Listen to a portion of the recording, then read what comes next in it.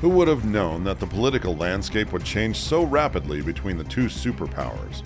Everything was set, and it seemed like the two nations were moving towards better terms when all of a sudden, a spy balloon appeared over a nuclear site in the US. But before we move on, make sure you press the like button.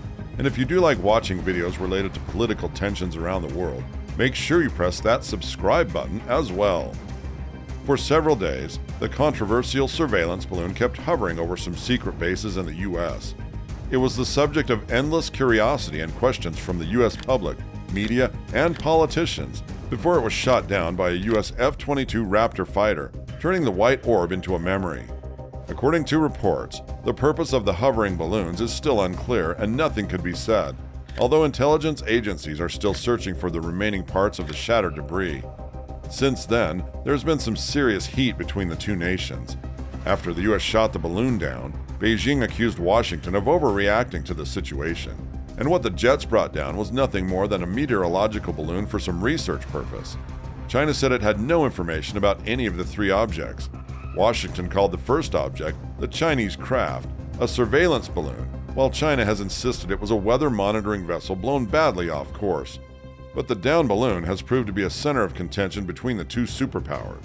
The Chinese balloon triggered an uproar in Washington, shaking up the already contentious relationship between the world's two biggest economies and prompting U.S. President Joe Biden's top diplomat, Anthony Blinken, to cancel his scheduled trip to Beijing, which would have improved the worsening relations between the two superpowers. But after some days, Beijing responded with a claim that shocked the globe and turned the table upside down. China is now countering U.S. claims more vociferously with accusations of its own. Now, this blame game is not anew. Even before the spy balloon controversy began, both of the superpowers had a troubled relationship. The U.S. and China have engaged in a trade war since 2018, with both countries imposing tariffs on each other's goods. The Chinese government has accused the U.S. of engaging in protectionism and violating WTO rules. The Chinese government has also accused the U.S. of interfering with its international affairs by criticizing China's human rights records, particularly in relation to the treatment of ethnic minorities in the Xinjiang region and the pro-democracy protests in Hong Kong. The U.S. has accused Chinese companies such as Huawei of stealing U.S. technology and engaging in espionage. In response, the Chinese government has accused the U.S. of trying to contain China's rise as a global technological power. The Chinese government has accused the U.S. of spreading conspiracy theories about the origin of the COVID-19 virus and the politicizing of the pandemic by blaming China for its spread. After the downed spy balloon stirred some serious heat, Beijing responded with some of its own accusations. China widened its dispute with the United States over aerial surveillance, claiming that the U.S. high-altitude balloons had flown over its airspace without permission more than 10 times since the beginning of 2022. The White House denied the assertion. Chinese asserts numerous disputed territorial claims, including waters in the East and South China Seas, where the U.S. military says it routinely operates according to international law. The White House, which has tried to tamp down rhetoric around China following the balloon incident, took a noticeably sharper tone after the blame game began. Now the million-dollar question is, are we possibly heading towards another Cold War? You never know when a debate gets serious between two nuclear powers, and when it can actually deteriorate into a larger conflict. With both nations going against each other, experts have some serious apprehensions about the future, as two giants collide over the balloon controversy. According to some reports, the Pentagon repeatedly tried to contact the Chinese hierarchy so that the issue could be resolved, but there wasn't any response from Beijing. After the cancellation of Anthony Blinken's visit, compounded by the downing of the Chinese surveillance balloons, the ball is now in China's court. Beijing decided to cut diplomatic relations with Washington in a number of military and civilian areas. China's foreign ministry has released a list of issues on which there can be no further communication between Chinese and U.S. officials, including military contacts at the theater commander level and broader discussions on the coordination of the defense policy. Furthermore, China also suspended consultations on maritime security, cooperation on the repatriation of illegal migrants, legal assistance in criminal matters, the fight against transnational crime and drug trafficking, as well as discussions on climate change.